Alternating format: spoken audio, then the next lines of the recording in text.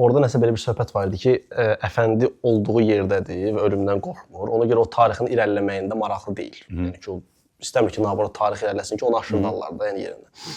Amma kölələr yaradır progresi. Çünki aşağılar inkişaf eləmək istəyir ki, yuxarıya çatsın. Yəni onda bir distansiya var ki, qət etsin onu kölədə.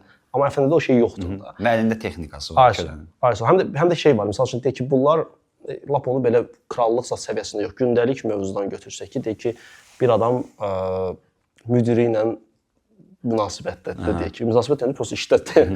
Və o, misal deyək ki, müdirim mən xoşbaxtdır, gəldi bizlə oturdu, abed elədi, belə şeylər var da. Və o adi şeyi, yəni adi insanın eləyə biləcəkləri xüsusiyyətləri çox belə böyük bir bəxşiş kimi qəbul eləyir və bu onun kölə olmağını göstərir ki, deyir ki, o müdirdir, gəldi bizlə şeylədir. Yəni istənilən 2 nəfərin situasiyasında belə bir nəfər ağadır, bir nəfər kölədir kimi gəlir.